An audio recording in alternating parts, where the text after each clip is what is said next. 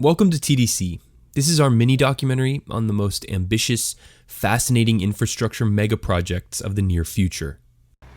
The rulers of the United Arab Emirates have insane amounts of money to spend. Thanks to everyone's thirst for oil, they've been on a construction spree unlike any the world has ever seen for such a small country, investing in one ambitious infrastructure project after another. At one point, 24% of all the world's construction cranes were in Dubai.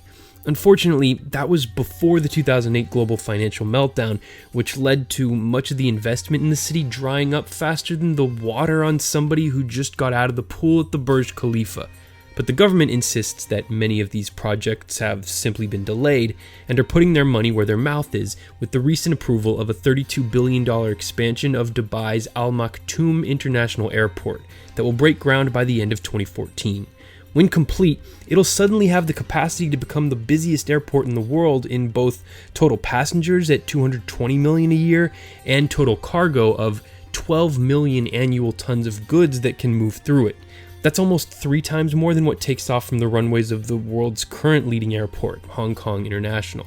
Dubai's terminals will be able to greet 100 of the massive new Airbus A380s at a time. Those things are 2/3 of a football field long and cost $300 million a pop. And the UAE's Emirates airline already owns more of those planes than anyone else in the world. It's the largest airline in the Middle East and will eventually move into the Al Maktoum to help jumpstart activity there. The government's plan is for the airfield to be the heartbeat of a city within the larger city of Dubai. This littler city is called World Central, which the UAE thinks will be home to around 900,000 residents in the near future.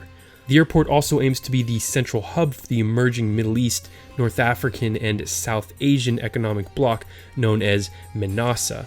But time will tell whether the Sheikh's vision for Dubai actually becomes a reality or fades like some vicious mirage.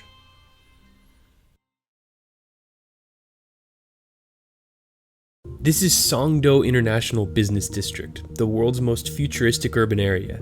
It's being built 40 miles southwest of the second most populated city in the world, Seoul, South Korea. The $40 billion project is along the waterfront in the city of Incheon and is embracing 2 key concepts that urban planners are in love with. The first is Aerotropolis, which means the airport is integrated into the urban center instead of banishing it far outside of the city. This allows for shorter trips to and from the place that's going to get you out of town. This will be an emerging pattern in 21st century planning as air travel continues to become accessible to more and more people in our increasingly interconnected world. Songdo is brilliantly directly connected to the airport via the 7-mile-long Incheon Bridge, so you've just got a straight shot that gets you there in like 10 minutes. That's also got these incredible views, which is the first thing visitors see coming into the city. The other key theme is Ubiquitous City, which is a uniquely Korean concept where every device, component, service is linked to an informational network through wireless computing technology, allowing for greater coordination and a more efficient and synchronized city than has ever been possible before. An example of this is Songdo's trash system, which won't rely on garbage trucks because a network of tubes will suck in the garbage straight from the can and through a system of pipes transport it efficiently to treatment facilities. Songdo's so dedicated to being a model for sustainability that it's set aside 40% of its land area to be outdoor spaces like parks, and it'll become the first city in the world outside of the United States to achieve LEED certification, which is the highest energy consumption and waste standards possible with currently available technology. As a tip of the hat to other great cities, Songdo will also incorporate replicas of New York's Central Park and Venice's historic canals. Overall, construction is currently half done. It already has 67,000 people living there, studying and working at its many schools, including the foreign campuses of 4 American universities. But it's struggled to attract Korean businesses, as the government is refusing to give tax incentives for relocation because that would create an unfair playing field, favoring Songdo over other cities in the country. Still, if it stays squarely focused on the future, Songdo is a long-term investment that's likely to pay off. Nicaragua is about to embark on what may be the riskiest mega project in the world, one that will change it forever. It's going to build the biggest canal on the planet. The $50 billion Nicaragua Grand Canal will cut the country in half to connect the Atlantic Ocean with the Pacific, running through the biggest lake in Central America. At 173 miles long, it'll dwarf the 120-mile-long Suez Canal in Egypt and directly compete with the Panama Canal 250 miles to the south, through which more than 15,000 ships already pass each year. But in the coming years, many more ships full of goods and raw materials are going to try and pass back and forth from the Pacific to the Atlantic to connect Europe, Brazil, and the eastern coast of the United States with China and the rest of Asia. The story of how little 6 million man Nicaragua, the second poorest country in the Western Hemisphere, is able to afford such an expensive project is a fascinating case study of globalization and how capitalism is increasingly driving geopolitical decision-making. In June of last year, Nicaraguan President Daniel Ortega's Sandinista party also controlled parliament and, without any real debate, gave a 50-year no-bid contract to Chinese telecommunications magnate Wang Jing to build and manage the proposed canal. And it just so happens that also last year, according to a report in the LA Times, Wang hosted a number of Nicaraguan officials and businessmen on a trip to China, where the powerful and connected Wang supposedly flaunted his extreme wealth and was accompanied at all times by Chinese military officers and other high-ranking governmental officials. So it's tough to believe him when he insists that the Chinese government is not financially backing the project, especially when we already know that China is using state-financed companies to buy more and more assets in the West. The opportunity to own the world's most valuable shipping lane seems too tempting for the Chinese government to pass up. The supposedly democratic government of Nicaragua is using a page out of China's playbook by refusing to release any of the studies about the impacts of the canal until December 2014, the same month construction will begin. That's because there's a long list of environmental and humanitarian concerns. The project will tear through countless ecosystems and communities and rip into the source of much of the country's fresh water, Lake Nicaragua. The residents whose land is on the canal route have received no word on what the government plans to do for them in terms of compensation and relocation. But as easy as it is to criticize the way the project is being handled, it's also fairly hypocritical of me, as an American, to mount a very convincing argument against the plan. After all, about 100 years ago, US President Theodore Roosevelt basically took control of Panama and pushed through the canal there, a project that's benefited America time and time again, and has made Panama economically better off in the long run. But we're not living in 1914. Now is the time of social media-fueled revolution, where images and video fly around the world instantly, empowering even the poorest locals to use the power of the global community to rally support for their cause and exert political pressure in unpredictable ways. So what I'm saying is that it may have been easy for President Ortega to see all that money flying around and secretly, single-handedly, approve a massively disruptful project like this. But when those bulldozers start tearing apart the countryside and people's homes, there's probably going to be hell to pay for not consulting the voters at all. This could be shaping up to be another one of those important moments of struggle in world history between the powerful haves and the have-nots. On the one hand, you have the limitless funding of the Chinese who want that flag in the dirt statement-making moment for their country of staking a claim in the Americas. We know the canal would benefit corporations in the West through the shipping and trade benefits I outlined earlier. And with construction set to begin in Nicaragua next month, there doesn't seem to be any stopping it from starting. But on the other hand, this thing is going to take 6 years at a minimum to finish. And if we've learned anything from recent history, it's that a lot can happen in 6 weeks or 6 months, let alone 6 years.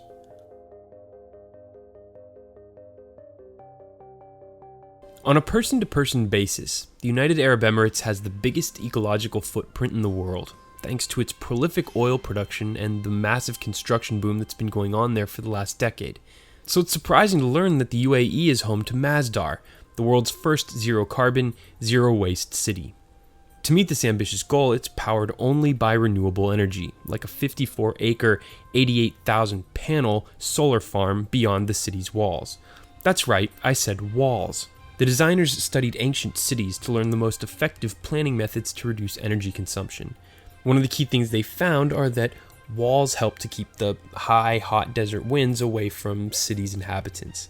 They also raised the entire foundation of the site a few feet above the surrounding land to keep Masdar cooler and spaced the buildings much closer together to keep the streets and walkways narrow and mostly in the shade. These techniques, combined with 130-foot tall wind towers that suck air from above and convert it into a cool breeze blowing on the street, mean Masdar is a comfortable 70 degrees Fahrenheit when just a few meters away the thermostat rises well above 100. Plus, there's no driving in the city, and any car that enters is parked at the outskirts. A system of driverless electric vehicles then ferry people from place to place underground, and a light rail system is also available above ground, which means there's no need for streets. And in a move that cuts both water and electricity consumption more than half, there are no light switches or water taps. Everything is controlled by movement sensors. This unprecedented level of environmental consciousness has won it hard-earned endorsements from environmental conservation groups like Greenpeace and the World Wildlife Fund. The German engineering giant Siemens has located its Middle East headquarters there, as has the International Renewable Energy Agency. The Masdar Institute for Science and Technology, a small postgraduate university that was founded through a collaboration with MIT, occupies one of Masdar's first completed buildings, and is already producing great work and first-class researchers. So the city undeniably has a solid foundation, but it's got a lot to do still if it's going to meet its ambitious goal of housing 50,000 residents and hosting offices for 60,000 more commuters. The city's co-founder admits that Masdar is, quote, a fraction of what it was supposed to be back in 2006 when we announced it. At the beginning of the project, nobody really anticipated how difficult it is to build a city, end quote. This underscores the point many urban planners around the world have made, that we should be focused on making our existing cities more sustainable instead of building brand new ones. But even if Masdar only teaches us one or two major things about what's possible when it comes to sustainable urban design, and it does seem like it's already done that, then it'll have been worth it, even if it takes much longer to achieve its overall vision, or if it ultimately fails. Because let's be honest, the UAE was going to spend that $20 billion in oil revenue on something, so it's better for everyone that it's going to an important experiment like Masdar rather than another row of gold and marble-crusted hotel skyscrapers or an electricity-sucking indoor snow park. This is the future. Maglev trains. Japan's all aboard. They're spending a staggering $85 billion over the next 30 years to connect the island's three largest cities, Tokyo to Nagoya to Osaka. That's over 300 miles that you'll be able to cover in about 67 minutes by racing through the countryside at over 300 miles per hour. Maglev technology uses powerful magnetic charges to move rail cars that float several inches above a concrete guideway, rather than riding on steel wheels. This frictionless system allows for a smoother ride at significantly higher speeds than traditional high-speed rail. In contrast, California's planned high-speed rail system that'll eventually connect San Francisco, LA, and San Diego will only be able to travel at top speeds of 220 miles per hour, but its estimated overall cost is $10 billion less than the Japanese system and will cover a distance 2.5 times as long. The Chinese city of Shanghai has had a short maglev line in operation since 2004, but the Japanese line is the world's first intercity link to gain public approval. The project's called Chuo Shinkansen, or as the Japanese refer to it, Rinia Motaka, and is a culmination of 40 years of Japanese maglev development that began with an unlikely partnership between Japan Airlines and Japanese National Railways. What's really impressive about this project is that JR Central, the company that's building the line, will finance the project without public money, thanks largely to the success of the bullet train it's run from Tokyo to Osaka since the mid-1960s. The company's also pushing hard to construct a maglev line between the American capital city of Washington, D.C. and New York, which would showcase the technology to the American market and the rest of the Western world. The Japanese government has even offered to fully finance the 40-mile first leg of the US project from Baltimore to DC, a proposal Prime Minister Shinzo Abe directly pitched to President Barack Obama during a meeting last year. But critics of maglev say the costs outweigh the benefits. Opponents have raised questions about the sheer monetary cost of the project, its environmental impact, and whether it's really needed at all. Tunnels will be blasted through some of Japan's highest mountains to build the Chuo Shinkansen line. But regardless of what the critics say, something had to change. When the Maglev system is done, it will help alleviate the overcrowding on Japan's existing rail system and make it feasible for commuters into Tokyo to live further outside of the city than they can now. Many of the projects that we've profiled in our Megaprojects series have a real purpose for advancing society, or at least meeting the needs of a growing world economy. Then there's Azerbaijan's ridiculous KHAZAR Islands, a project that, despite all the progress in the world, is the perfect example of everything that's still wrong with its power structure, but more on that in a moment. The creatively named Azerbaijan Tower will be the world's tallest building, about 800 feet taller than the current leader, the Burj Khalifa, and insanely twice as tall as the tallest building in the Western Hemisphere, New York's One World Trade Center. The Freudian showpiece of the $100 billion project, Azerbaijan Tower, will rise above the capital city, Baku, and it'll be surrounded by 55 artificial islands built in the Caspian Sea, with land gathered by completely destroying a nearby mountain. There will also be at least 8 hotels, a Formula One racetrack, a yacht club, and an airport. So basically, we're talking about Donald Trump's fantasy. Now, it's one thing to build an over-the-top city like Dubai in the United Arab Emirates, which is one of the most developed places in the world, and a completely different thing for it to rise in Azerbaijan, which has a per capita GDP that's not even 1/5 as much as the UAE. This madness is the brainchild of the billionaire developer Ibrahim Ibrahimov, who has extremely close ties with the corrupt government of the newly oil-rich nation of Azerbaijan. Just how corrupt is Azerbaijan? In a 2012 report by watchdog Transparency International that declared 2/3 of the world's countries highly corrupt, Azerbaijan's Ilham Aliyev stood out from the pack as the report's infamous Person of the Year, with untold amounts of money stashed in various locations around the world. But back to President Aliyev's good buddy, Ibrahimov, who lazily came up with the tacky idea for the mega project that's basically a copy of Dubai's island development and mega tower while on a flight home from, you guessed it, Dubai. He argues that KHAZAR Islands will be home to 800,000 people, but doesn't explain how those people will afford its expensive apartments. Instead of investing in the future by maybe funding a network of world-class universities, which Azerbaijan isn't even close to having, in a country that borders no ocean and produces no product that the rest of the world wants, besides oil, the government thinks it's a good idea to build this. I doubt many of the 9 million people of Azerbaijan think it's a very good idea. In fact, in a possible sign of things to come, last year, Azerbaijanis in a city across the country got so fed up with the corrupt regime they rioted for 2 entire days. But look, the capital is doing some things right. Baku made Lonely Planet's top 10 ranking of the best nightlife spots in the world. I just wonder how much they paid to get on that list. No list of megaprojects would be complete without including the largest ever science project.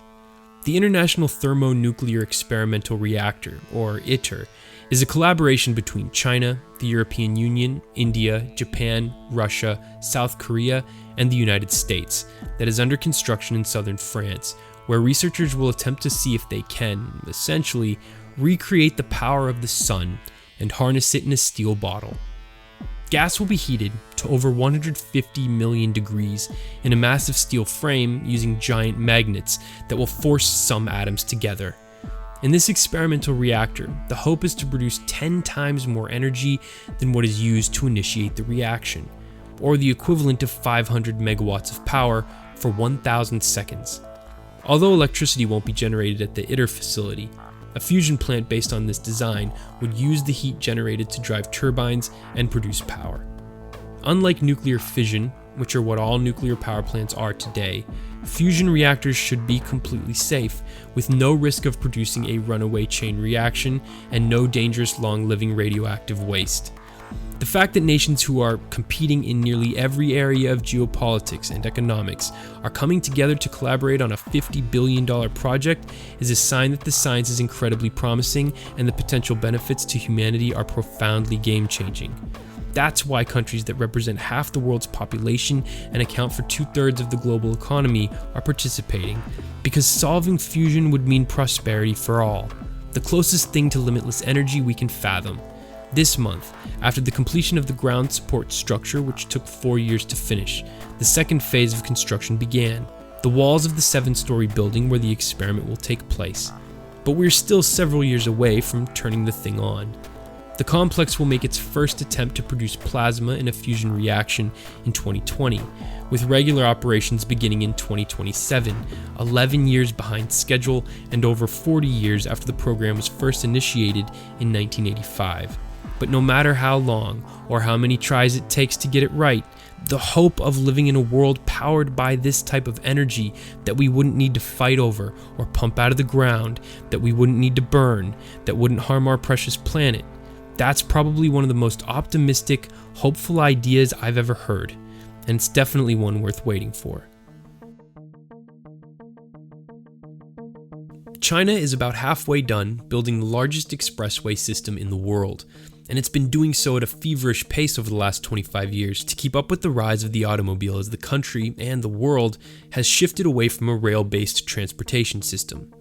The first expressway within the National Trunk Highway System, as it's called, opened in 1988, and today, just 26 years later, the system is over 65,000 miles long. In the 10 years since 2004, the network has tripled in length. Each year, China's now building new expressways equivalent in length to the distance of going coast to coast and back in the United States. The Chinese system exceeded the total length of the US interstate highway system back in 2011. This crazy expansion has happened because the Chinese have embraced the car at a staggering pace. This next mind-blowing fact pretty much sums up this entire video. As the country's middle class boomed and tens of millions of people suddenly could afford to buy cars in the 20 years from 1985 to 2005, the number of passenger vehicles in China increased from 19,000 to 62 million cars on the road. That's a mind-blowing increase of 323,000%. And that 62 million number is more than tripling to 200 million by 2020. That's why we've seen those stories that I thought were a joke the first time I read them, of traffic jams around Beijing stretching over 60 miles and lasting for 11 days. So this project is sorely needed simply for the country to function. When it's finished, it'll have cut total travel times between cities throughout the country by half on average. Overall, the total cost of building the entire system is $240 billion. That's easily the biggest infrastructure project in human history, with $12 billion a year being invested through 2020. It's being able to afford to do this without adding a national fuel tax, because 95% of the system are toll roads owned by private for-profit companies. This is a problem, as tolls are expensive at over 10 cents per mile, which is more than the cost of fuel itself. But regardless of how the roads are paid for, or whether you drive in them in your gas or electric car, or ride in a self-driving car in the future, the Chinese economy and quality of life of its people will be significantly better thanks to this ambitious project. It seems the whole country is embracing the Chinese saying, Lutong Kaiton, wealth follows the extension of motorways.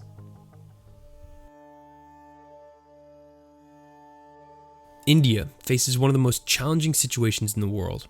It has 1.2 billion people spread over a vast country, more than 350 million of whom will move into cities in the coming decade, which means some 500 new urban centers will need to be built from scratch. And even though India's sheer size means that its economy ranks third in the world in purchasing power, overall it's relatively poor and underdeveloped. It's also young. The average Indian is just 27 years old, compared to the average American who's a decade older. This means that most of the population is about to hit their prime working years. These are all people who need jobs to be created now. That's why the government is embarking on the largest infrastructure project in Indian history, the $90 billion Delhi-Mumbai industrial corridor, whose backbone will be a 920-mile-long dedicated freight corridor. Basically, a set of multiple rail lines that will exist solely to move goods from the factories where they are produced to the sea and airports where they can be exported to market. It's designed to cut the logistical costs of manufacturing goods, to make India the cheapest place in the world for a company to build its stuff, and, in turn, triple the amount of merchandise it exports from 2010 levels by 2017. Japan is the major partner behind the project because the Japanese economy is based on a technology industry that needs to build its products at the most competitive rates in the world. The overall effort will include a 4,000 megawatt power plant and at least 3 brand new seaports and 6 airports. And all along the route, 24 new cities will spring up, with each aiming to be superior to any existing Indian city in terms of the quality of infrastructure, planning, management, and services offered. With natural resources scarce and climate change a concern of any good urban planner, the use of technology has been stressed to make sure this boom will be as clean and sustainable as possible. Roads are also a major part of the plan, with thousands of miles of expressways planned to ease congestion. The project is a priority of Prime Minister Narendra Modi, who entered office in 2014 after leading his BJP party to a dominating win in the 2014 election, giving him a mandate to enact his vision for making India a global manufacturing superpower. It seems the Indians are attempting to follow a similar blueprint for success the Chinese put into action over the last 40 years. With a population nearly as big, Indians are rightly asking, why not us?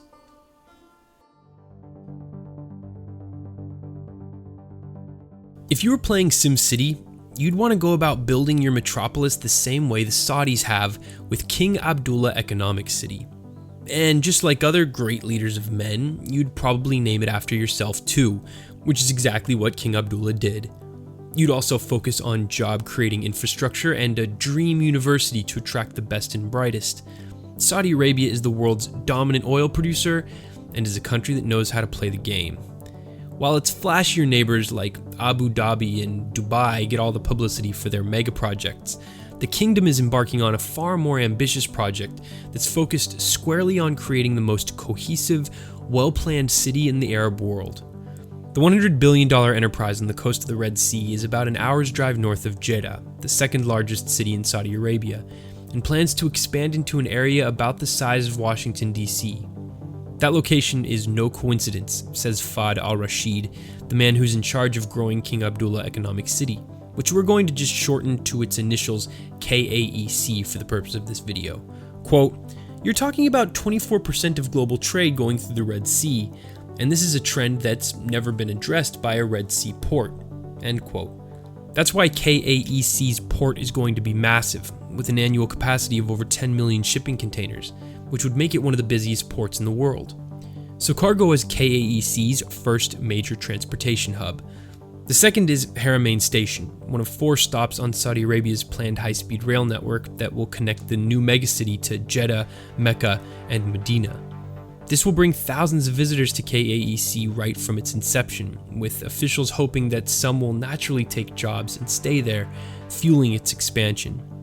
At first, the whole plan struggled to gain much traction with investors, but, says Al-Rashid, then we reoriented ourselves toward building that demand, creating that support, and it's completely shifted. Now we have captive demand, all our apartments are full, and we have waiting lists for hundreds of people, literally, end quote. Part of that shift focused on KAEC's Industrial Valley, which is centered on a large petrochemical plant and has more than 70 countries lining up to set up bases there. And then there's the cornerstone of any thriving city, a great university. Enter King Abdullah University of Science and Technology, which began instruction in 2009 with a staggering $20 billion endowment, making it the 3rd best funded university in the world behind Harvard and Yale. This capital injection has allowed it to lift off like a rocket in its first 5 years. It's recruited some of the best talent from over 60 countries around the world, scientists who've carried the school to an eye-opening 99.9% research record score. The research teams at King Tech are advancing many important fields like solar cell technology and cancer therapy. It teaches in English and is the first mixed-gender university in the kingdom. Plus, with just 1,200 postgraduates on an 8,900-acre campus, there's plenty of room to expand in every direction. With 40% of Saudi Arabia's citizens under 15 years old, the plan is for the megacity, by itself, to create upwards of 1 million jobs for all of those young people to grow into. In the end, it may be true that Saudi Arabia would be a bone-dry desert wasteland without its exploitation of the vast fields of black gold underneath it, but at least in the twilight of his life, King Abdullah is doing all he can to set his people and the rest of the world on a slightly better path than the one they were on when he took over just 9 years ago in 2005. And if that's his legacy, he deserves to have a city named after him. Thanks for watching. I hope you enjoyed this video, and if you did, you'll love our video profiling 10 promising renewable energy sources of the future, or our mini doc on robotic armies and the militaries of the future. Make sure to like this video to help it spread, it really helps us out, and hit that subscribe button to stay up to date on all of our daily videos. For TDC, I'm Bryce Plank.